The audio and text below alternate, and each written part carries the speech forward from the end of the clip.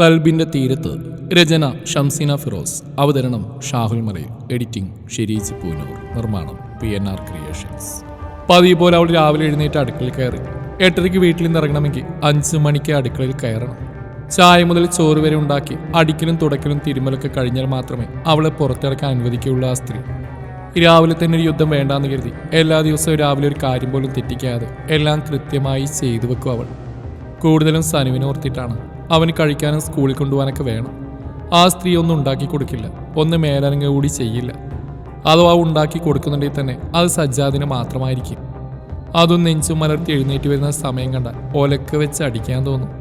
ചായ ഉണ്ടാക്കി ഫ്ലാസ്കിലേക്ക് ഒഴിച്ചു വെച്ചതിന് ശേഷം അവൾ ദോശപാത്രം എടുത്ത് സ്റ്റൗവിൽ വെച്ച് മാവുണ്ടാക്കാൻ വേണ്ടി തിരിഞ്ഞതും കോട്ടുവായിട്ടുകൊണ്ട് വരുന്ന ആ സ്ത്രീയെ കണ്ടു. ഇതെന്താണ് അവൻ നേരത്തെ നല്ല ബുദ്ധി തോന്നി തുടങ്ങിയ? എന്തേലും ആവട്ടെ. അവൾ അവരെ മൈൻഡ് ചെയ്യാൻ നിന്നില്ല. മാവെടുത്ത് സ്റ്റൗവിൻ്റെ അടുത്തേക്ക് ചെന്നു. ആസിഫിന് ചായ കൊടുത്തോ? അവർ വന്ന് അവളുടെ അടുത്തുനിന്ന് പരിക്കൻ ശബ്ദത്തിൽ ചോദിച്ചു.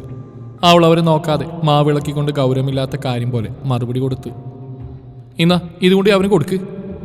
അവർ ഫ്ലാസ്കിൽ നിന്നൊരു കപ്പിലേക്ക് ചായ പകർത്തി അവിടെ നേർക്ക് നീട്ടിക്കൊണ്ട് പറഞ്ഞു. അവൾ കേൾക്കാതെയും കാണാതെയും ഭാവത്തിൽ നിന്നു. നിന്നോടാ പറഞ്ഞേ കൊണ്ടുപോയി കൊടുക്കാൻ. അവർ ചായക്കപ്പ് അവിടെ കയ്യിൽ വെച്ച് പിടിപ്പിച്ച് കണ്ണ് ചുവപ്പിച്ചു. എനിക്കൊന്നും വയ്യ, കണ്ട പന്നികൾ ഊട്ടിക്കലല്ല എൻ്റെ പണി.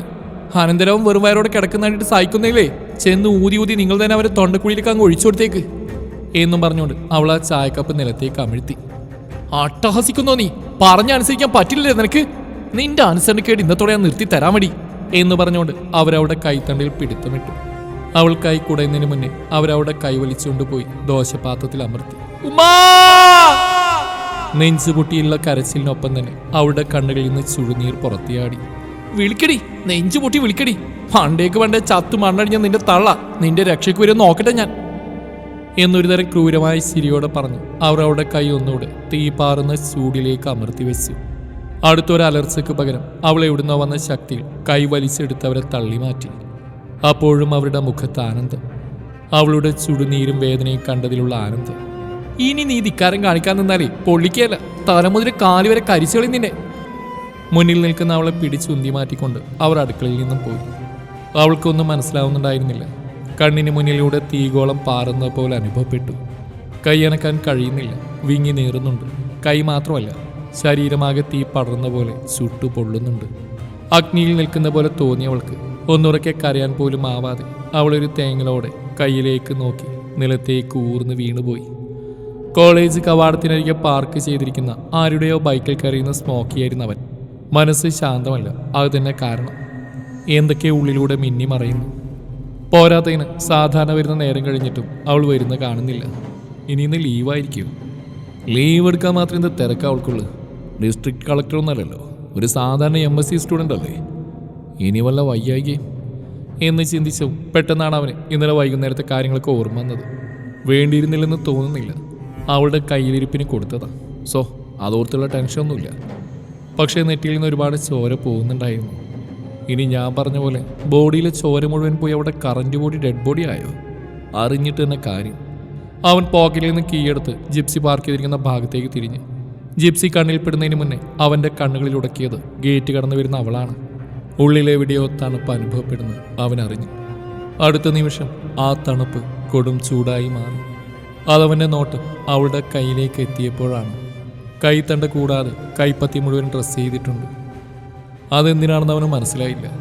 പക്ഷേ അവൾക്ക് കാര്യമായിട്ട് എന്തോ സംഭവിച്ചിട്ടുണ്ടെന്ന് അവളുടെ ഇരുണ്ടുകൂടിയ മുഖവും ചുവന്ന് കലങ്ങിയ കണ്ണുകളും കണ്ടപ്പോൾ അവന് മനസ്സിലായി. അവൻ മുന്നിലൂടെ പോകുന്ന അവളെ തന്നെ നോക്കി. അടുത്തേക്ക് ചെന്നാൽ വഴിമാറിപ്പോകുക അവൾ. വിളിച്ചാൽ വരികയുമില്ല. കയ്യിലെ കെട്ടിൻ്റെ കാര്യം എന്തെന്നറിയാതെ ഇനി തനിക്കൊരു സമാധാനവും ഇല്ല. വിളിക്കാം, വരുന്നല്ലയോ? അവർ രണ്ടും കൽപ്പിച്ച് അവൾ വിളിച്ചു. ലൈല. വിളിയേട്ട ഭാഗത്തേക്ക് അവൾ തിരിഞ്ഞു നോക്കി. അവനാണെന്ന് കണ്ടത് മുഖം തിരിച്ച് കളഞ്ഞു. ഡേ വടക്കേ. അവൻ വീണ്ടും വിളിച്ചു. അവൾ അവനെ നോക്കി കണ്ണുരുട്ടി. അവിടെ നിന്ന് നവരസം കാണിക്കാതെ ഇങ്ങോട്ട് വാടി പോത്തെ. അവൻ അവളെ കൈ കാണിച്ച് വിളിച്ചു. ആ പോത്തേന്ന് കേട്ടതും നാവ് ചൊറിഞ്ഞു വന്നു. രാവിലെ തന്നെ യുദ്ധം വേണ്ടാന്ന് കരുതി അവൾ സഹിച്ചു പിടിച്ച് നിന്നു. അല്ലാതെ തന്നെ ഇവിടെ പകുതി ജീവനിൽ നിൽക്കുക. ഇനി നിന്റെ കയ്യിൽ നിന്ന് കൂടി വാങ്ങിച്ചു കൂട്ടാനുള്ള എനർജി എനിക്കില്ലാമൻ.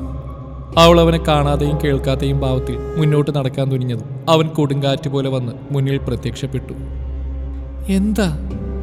അവൾ സഹികെട്ട പോലെ പല്ല് കടിച്ചു പിടിച്ച് അമർത്തി ചോദിച്ചു. നിനക്കെന്താണ് ഞാൻ വിളിക്കുമ്പോ വന്നാ? അവളത് കേൾക്കാത്ത ഭാഗത്തിൽ ചെവിയും ചൊറിഞ്ഞുകൊണ്ട് വേറെ ഏതോ ഭാഗത്തേക്ക് നോക്കി നിന്നു. ഡേ, നിന്നോടാ ചോദിച്ച് വായോർക്കടി. രാവിലെ തന്നെ മനുഷ്യന്മാരുടെ എനർജി കളയാൻ വേണ്ടി മസിലും പിടിച്ച് നിന്നോളും ശവം. നിനക്കെന്താടി ഞാൻ വിളിക്കുമ്പോ വന്ന? അവൾ അതും കേൾക്കാത്ത ഭാഗത്തിൽ ചെവിയും ചൊറിഞ്ഞുകൊണ്ട് വേറെ ഏതോ ഭാഗത്തേക്ക് നോക്കി നിന്നു. എന്തുവാടി നീ രാവിലെ വിഴിഞ്ഞത്? ഒടുക്കത്തെ സ്പിരിറ്റ് ആണല്ലോ. ഇത് ചോദിക്കാനാണോ സൽമാൻ ഖാൻ നെഞ്ചു വിരിച്ച് മുന്നിക്കറിയുന്നത്? ഉരുളക്കുപ്പേരി കണക്കെയുള്ള അവളുടെ മറുപടി കേട്ട് അവൻ ചെറുവിരൽ തൊട്ടങ്ങി ഇരച്ചു കയറാൻ തുടങ്ങിയതും അവൻ അവളെ ദഹിപ്പിക്കാൻ പാകത്തിലും നോക്കി പേടിപ്പിക്കാന്ന് മാറിക്കണം. എന്നോ നിന്റെ കയ്യില്? അവൾ പറഞ്ഞ് കേൾക്കാത്ത ഭാഗത്തിൽ അവൻ അവളുടെ കയ്യിലേക്ക് നോക്കിക്കൊണ്ട് ചോദിച്ചു. അതൊരു മരപ്പട്ടി കുറച്ചാടിയതാ, ഭാഗ്യത്തിന് കടിച്ചില്ല എന്ന് പറഞ്ഞ് അവനെ പുച്ഛിച്ചുകൊണ്ട് അവൾ മുഖം തിരിച്ച് നിന്നു. തന്നെയാണ് തന്നെ മാത്രമാണ് ഉദ്ദേശിച്ചെന്ന് അവന് മനസ്സിലായി. രണ്ടു പറയാൻ നാവ് തരിച്ചെങ്കിലും സഹിച്ചു പിടിച്ച് നിന്നു. അതല്ല, ഇതെന്തു പറ്റിയാണെന്ന് എന്ന് ചോദിച്ച് അവൻ പതിയെ അവളുടെ കൈത്തണ്ടയിൽ പിടിച്ച് കൈ ഉയർത്തി ഉള്ളം കൈയിലേക്ക് നോട്ടമിട്ടു. എന്തെങ്കിലും ആയിക്കോട്ടെ, അതൊന്നും നീ ചോദിക്കേണ്ടത് അറിയേണ്ടതായിട്ടുള്ള ആവശ്യമൊന്നുമില്ല. അവൾ കൈവലിക്കാൻ നോക്കി. അവൻ വിട്ടില്ല. കൈത്തണ്ടയിലുള്ള പിടിമുറുകി. അവൻ കളിക്കാൻ നിൽക്കരുത്, കയ്യിൽ നിന്ന് വിട്. ഇന്നലത്തെ വേദന എന്നെ മാറിയിട്ടില്ല. എന്തൊരു കഷ്ടം ഇത്. എന്താ നിനക്ക് വേണ്ടത് ചോദിച്ചല്ലോ. എന്താ നിന്റെ കൈക്ക് പറ്റിയെന്ന്? അതൊന്ന് പൊള്ളിയതാ, മതിയല്ലോ, വേണ്ട കിട്ടിയല്ലോ, ഇനി വിടാനാ പറഞ്ഞ്. അവൾ കൈ കുടഞ്ഞു വലിച്ചു. എന്നിട്ട് അവൻ വിട്ടില്ല. പൊള്ളിയതോ? അതിനാണോ ഇത്രയും വലിയ കെട്ട്? അവൻ സംശയത്തോടെ പുരികം പൊക്കി. എന്റെ കൈയൊന്ന് പൊള്ളാൻ പാടില്ലേ? കയ്യിലൊരു കെട്ടിട്ടാൻ പാടില്ലേ? കൈപ്പത്തി മുഴുവനും കവർ ചെയ്യണമെങ്കിൽ നിസ്സാര പൊള്ളലെന്നായിരിക്കില്ല എനിക്ക് ഏറ്റത്. പറ, എങ്ങനെ ഇത്രയും പൊള്ളിയത്? നീ തന്നെ പറഞ്ഞിട്ടുണ്ടല്ലോ ഞാൻ എൻ്റെ വീട്ടിലെ വേലക്കാരിയാണോ. വേലക്കാരിക്ക് എവിടെയാ സ്ഥാനം? അടുക്കളയിൽ. പക്ഷെ അത് നിന്റെ മനസ്സിലുള്ള പോലെ മോഡേൺ വേലക്കാരിയെ തീറ്റ മത്സരം നടത്താനല്ല, ജോലി ചെയ്യാനാ. അടുക്കളയിൽ കയറി ജോലി എന്നവർക്ക് സാധാരണ സംഭവിക്കുന്ന പൊള്ളലും മുറിയലും വേവലൊക്കെ. അപ്പൊ എന്റെ ഊഹം തെറ്റില്ല, നീ ആ കൊട്ടാരത്തിലെ വേലക്കാരി തന്നെയാണല്ലേ? അല്ലെങ്കിൽ നിന്റെ ഊഹം എന്നാമൻ തെറ്റിയിട്ടുള്ളത്. ഊഹിക്കാൻ നിന്നെ കഴിഞ്ഞിട്ടുള്ളൂ വേറെ ആരും. ഇല്ലാത്ത കാര്യങ്ങൾ വരെ ഊഹിച്ചുണ്ടാക്കുന്നവനല്ലേ നീ. ആ നിനക്കൊരിക്കലും പിഴവ് വരില്ലല്ലോ അമ്മൻ എന്ന് വല്ലാത്തൊരു ധൈര്യം കണ്ണുകളിൽ നിറച്ചുകൊണ്ട് അവൾ അവൻ്റെ മുഖത്ത് നോക്കി പറഞ്ഞതും അവൻ പെറുക്കിയിട്ട പോലെ അവളുടെ കൈ താഴേക്കിട്ടു. അവൾ ഒട്ടും പ്രതീക്ഷിച്ചില്ലായിരുന്നു അങ്ങനെ. പെട്ടെന്നായതുകൊണ്ട് കൈയുടെ മുഴുവൻ ഭാരവും കൈപ്പത്തിയിലേക്ക് വന്നു നിന്ന പോലെ തോന്നി അവൾക്ക്. വല്ലാതെ വേദന അനുഭവപ്പെടാൻ തുടങ്ങിയിരുന്നു. പല്ല് കടിച്ചെന്ന് എരിവലിക്കുന്ന അവളുടെ മുഖം കാണുമ്പോൾ അവൾക്ക് വേദനിച്ചെന്നവന് മനസ്സിലായി. വേറെ എവിടെയും സംഭവിക്കാത്ത അശ്രദ്ധ നിനക്കെങ്ങനെയാ നിന്റെ വീട്ടിൽ നിന്റെ അടുക്കളയിൽ സംഭവിച്ച്? ബാക്കി എല്ലായിടത്തും എല്ലാ കാര്യങ്ങളിലും 100 ആളുകളുടെ ബോധം ബുദ്ധിയാണല്ലോ നിനക്ക്. പിന്നെ എങ്ങനെ ഇത് സംഭവിച്ചു? എൻ്റെ കൈ, എൻ്റെ ശരീരം, എനിക്ക് പൊള്ളിയാലും വേദനിച്ചാലും നിനക്കെന്താ? എനിക്ക് എന്തുണ്ടായാലും നിനക്കെന്താ? ഇന്ന് കൈയാണെങ്കിൽ നാളെ ഞാൻ തന്നെ പൊള്ളിക്കിടന്നെന്ന് വരും. എൻ്റെ കാര്യത്തിൽ ഇടപെടാൻ വരരുതെന്ന് പറഞ്ഞാൽ വരരുത്. ഇത്രയൊക്കെ പറഞ്ഞിട്ട് വല്ല കൂസിലുണ്ടോ നോക്കിയെന്ന് ആറിക്ക്. അവൾ അവൻ്റെ മുഖത്തേക്ക് തുറിച്ച് നോക്കി. ഇങ്ങനെ നോക്കലേ ഉണ്ട് കണ്ണി, കൺട്രോള് പോവാ. ചുമന്ന് തുടുന്നതിൻ്റെ മുഖത്തിന് മുമ്പിൽ എൻ്റെ കൈ അടങ്ങി നിന്നത് വരില്ല. 2 എണ്ണം പൊട്ടിക്കാൻ തന്നെ തോന്നുക. തരട്ടെ ഒന്നെങ്കിലും എന്ന് പറഞ്ഞ് അവൻ കൈ ഉയർത്തി അവൾക്ക് നേരെ ആഞ്ഞു വീശി. അവൻ്റെ കൈ ഉയരുന്നതിന് മുമ്പേ തന്നെ അവൾ 2 കവിളത്തും കൈവച്ച് കണ്ണുകൾ ഇറുകെ അടച്ചിരുന്നു. ആകെ മോശമായി പോയി മിസ് ലൈല ജബീൻ. ആരെങ്കിലും അടിക്കാൻ വന്ന കവളും പൊത്തി കണ്ണടച്ച് നിൽക്കുകയാണോ വേണ്ടത്? ഷെയിം.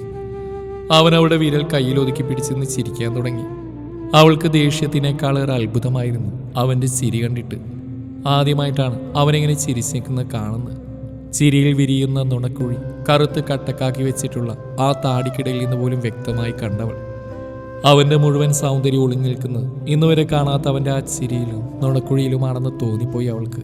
അവൾ ഒരു നിമിഷം കണ്ണെടുക്കാതെ അവൻ്റെ മുഖത്തേക്ക് തന്നെ നോക്കി നിന്നു. ഫ്യൂസ് പോയതുപോലെയുള്ള അവളുടെ നിൽപ്പ് കണ്ട് അവൻ അവളുടെ മുഖത്തിന് നേരെ വിരഞ്ഞൊടിച്ചു. അവൾ വേഗം കണ്ണുകൾ പിൻവലിച്ചു. അവന് കാര്യം മനസ്സിലായിരുന്നു. കയ്യിൽ ഒതുക്കി നിർത്തി അവളുടെ വിരലിലൂടെ കൈ പായിച്ചുകൊണ്ട് അവൻ അവളുടെ കൈമുട്ടിൽ പിടിച്ചു നിന്നു. അവൻ്റെ കൈ ദേഹത്ത് തൊട്ടതും ഇതുവരെ ഇല്ലാത്തൊരു തരം വിറയൽ അനുഭവപ്പെടുന്ന അറിഞ്ഞ അവൾ തരിച്ചുകൊണ്ട് അവൻ്റെ മുഖത്തേക്ക് നോക്കി. പെട്ടെന്നാണ് അവൻ ആ കൈ നേരെ അവളുടെ അരക്കെട്ടിലേക്ക് കൊണ്ടുപോയത്. അവൾ ഞെട്ടി വിറച്ച് അവൻ്റെ മുഖത്തേക്ക് നോക്കിയതും അവൻ അവളെ തൻ്റെ ദേഹത്തേക്ക് അടുപ്പിച്ചു. എന്താ ഇപ്പോഴത്തെ ഫീലിങ്സ്? അവൻ അവളുടെ കണ്ണുകളിൽ നോക്കി ചോദിച്ചു. ഫീലിങ്സോ? എന്ത് ഫീലിങ്സ്? അവൾക്ക് തൊണ്ട വറ്റി വരളുന്ന പോലെ തോന്നി. അല്ല, ഞാനൊന്ന് നിന്റെ ദേഹത്ത് മുട്ടുന്ന പോലെ ഇഷ്ടമല്ലല്ലോ നിനക്ക്. അപ്പൊ ഇങ്ങനെ പിടിച്ചു വലിച്ച് ഒട്ടിച്ചേർത്ത് നിർത്തിയാണ് നിനക്കെന്നെ അടിക്കാനോ തൊഴിക്കാനൊക്കെ തോന്നുന്നുണ്ടാവില്ല ഇപ്പോ? അതാ ചോദിച്ചത്. അവനവിടെ കവിളിൽ തൊട്ടുകൊണ്ട് ചോദിച്ചു. അവൾ അവൻ്റെ കൈ തട്ടി മാറ്റി ബെഞ്ചിൽ പിടിച്ചു തള്ളി അകന്ന് നിന്നു. അപ്പോഴാണ് അവൾക്ക് ശ്വാസമൊന്ന് നേരെ വീണത്. നേരത്തെ ഒന്ന് പൊട്ടിക്കാൻ തന്നെയാ കൈയോങ്ങിയത്. പിന്നെ കാവലത്തും കൈവച്ച് കണ്ണിറുക്കി അടച്ചുള്ള ആ നിൽപ്പ് കണ്ടപ്പോ പാവം തോന്നി. അതാ കൈ പിൻവലിച്ച്. പിന്നെ ഇന്നലത്തെ വേദന മാറിയിട്ടില്ലെന്ന് പറഞ്ഞില്ലേ, അത് മാറുമ്പോ പറ. ഇനി ഏതായാലും അത് മാറിയിട്ട് തരാം. ഇന്നലത്തെ ആ അരമണിക്കൂർ കൊണ്ട് തന്നെ നീ പകുതിയായിട്ടുണ്ട്. പുച്ഛത്തോടെ മുഖം തിരിച്ച് വേഗൊരു പോക്കായിരുന്നു അവൾ അവിടെ നിന്ന്. അവനവളെ തടുക്കുകയോ അവിടെ നിന്ന് അനങ്ങുകയോ ചെയ്തില്ല. അവൾ പോകുന്നത് നോക്കി നിന്നു. ഉത്തരം കിട്ടാത്ത 1000 ചോദ്യങ്ങൾ അപ്പോഴേക്കും അവൻ്റെ ഉള്ളിൽ കടന്നുകൂടിയിരുന്നു. അത് മുഴുവൻ അവളെക്കുറിച്ചായിരുന്നു. ആരോടും കൂടുതൽ അടുപ്പം കാണിക്കാത്തതും എന്നാൽ അടുപ്പം കാണിച്ചാൽ തന്നെ സ്വന്തം കാര്യങ്ങളൊന്നും ആരോടും പറയാത്തതുമായ അവളുടെ പ്രകൃതം കാണുമ്പോൾ തന്നെ അവൾ എന്തൊക്കെയോ ഒരുപാട് ഒളിക്കുന്നുണ്ടെന്ന് തോന്നിയിരുന്നു. അവളുടെ പിന്നാലെ നടക്കുന്നു, പ്രണയിക്കുന്നു, സ്വന്തമാക്കാൻ ആഗ്രഹിക്കുന്നു. എന്നിട്ടും ഇന്ന് ഈ നിമിഷം വരെ അവളുടെ പേരും വീടുമല്ലാതെ മറ്റൊന്നും അറിയില്ല. അതും വീട് എബി കണ്ടുപിടിച്ചത്. സത്യം പറഞ്ഞാൽ ഇന്നുവരെ ഞാൻ അവളെക്കുറിച്ച് ഒന്നും അറിയാൻ ശ്രമിച്ചിട്ടില്ല. ശ്രമിച്ചാൽ ഒരു സെക്കൻഡിനുള്ളിൽ അവളുടെ മുഴുവൻ ഡീറ്റെയിൽസും എനിക്ക് കിട്ടും. അതിനവളെ ഫോളോ ചെയ്തൊന്നും ബുദ്ധിമുട്ടണ്ട. അവളുടെ കഴുത്തിന് കുത്തിപ്പിടിച്ച് അവളെക്കുറിച്ച് അറിയുന്ന കാര്യങ്ങൾ പറയടിയെന്ന് പറഞ്ഞ് അവളെ കൊണ്ട് തന്നെ പറയിപ്പിക്കാം. അവൾക്ക് എപ്പോഴും സഹിക്കാനും താങ്ങാനും കഴിയാത്തത് എൻ്റെ ഈ കൈകരുത്താണ്. വേദനിക്കുമ്പോൾ ഞാൻ ചോദിക്കുന്ന ചോദ്യങ്ങൾക്കുള്ള മറുപടി മണി പോലെ പറഞ്ഞുതരും അവൾ. പക്ഷേ എന്തുകൊണ്ടോ ഇന്നുവരെ അങ്ങനെ ചെയ്യാൻ തോന്നിയിട്ടില്ല. അവളെക്കുറിച്ച് യാതൊന്നും അറിയണമെന്ന് തോന്നിയിട്ടില്ല. അതൊരു പക്ഷേ എനിക്ക് ആവശ്യമുള്ളത് അവളുടെ കരുത്തിട്ട മനസ്സ് മാത്രം ആയതുകൊണ്ടാവാം. ഇന്ന് ആദ്യമായിട്ടാണ് അവളുടെ കണ്ണുകളിലേക്ക് ആഴത്തിൽ നോക്കി നിന്ന്. ഞാനും ഈ കോളേജുമൊക്കെ കാണുന്ന ലൈലല്ലാതെ അവൾക്കുള്ളിൽ മറ്റൊരു ലൈലയുണ്ടെന്ന് അവളുടെ കണ്ണുകൾ പറയാതെ പറയുന്നു. ഈ തൻ്റെ ഇടങ്ങൾക്കും വീരസാഹസങ്ങൾക്കും അപ്പുറം അവൾക്കുള്ളിൽ വലിയൊരു വേദനയും ആ വേദനയ്ക്കു പിന്നിൽ വലിയൊരു കഥയുമുണ്ടെന്ന്. കണ്ണെടുക്കാതെ അവളുടെ കണ്ണുകളിലേക്ക് നോക്കി നിന്ന് ആ കുറച്ച് നിമിഷങ്ങൾ കൊണ്ട് തന്നെ എനിക്ക് മനസ്സിലായി. വെറുതെ ലബി പറഞ്ഞത് വാശിയോടെയും ദേഷ്യത്തോടെയുമല്ല സ്വന്തം പെണ്ണിനെ നോക്കേണ്ടത്, പകരം അനുരാഗത്തോടെയാണെന്ന്. അവളുടെ കണ്ണുകളിലേക്ക് അനുരാഗം കൊണ്ടാണ് നോട്ടം എറിയേണ്ടതെന്ന്. എന്നാൽ മാത്രമേ അവളുടെ മനസ്സറിയാൻ പറ്റുള്ളൂ എന്ന്. മനസ്സിൽ ഒതുങ്ങി നിൽക്കുന്ന എല്ലാം കണ്ണുകളിൽ നിഴലിക്കും. അവയിലേക്ക് ആഴത്തിലൊരു നോട്ടം എറിഞ്ഞു കൊടുത്താൽ മാത്രം മതി. പക്ഷെ അതൊന്നും ഈ താജിന് സൂട്ടാവുന്നല്ലോ. എന്നിട്ടും ഇന്നൊരു നിമിഷം അവളിൽ ലയിച്ച് നിന്നുപോയി. അവളെക്കുറിച്ചുള്ള തോന്നലുകളെല്ലാം ശക്തി ഊന്നിയത് അന്ന് അവളുടെ വീട്ടിൽ പോയപ്പോഴാണ്. അത്രയും വലിയൊരു വീട്ടിൽ അവൾ എന്തിന് അങ്ങനെ ഒരു ഇടുങ്ങിയ റൂമിൽ കഴിയണം? പിന്നെ ഇന്ന് കണ്ട അവിടെ കരഞ്ഞു കറങ്ങിയ കണ്ണുകളും മങ്ങിയ മുഖവുമാണ്. പൊള്ളിയതാണെന്ന് പറയുന്നു. അവൾക്കൊരു അശ്രദ്ധ സംഭവിക്കുക എന്ന് പറഞ്ഞാൽ അവിശ്വസനീയമാണ്. നീ മൊത്തത്തിലൊരു മിസ്റ്ററി ആണല്ലോടി വെടക്കെ.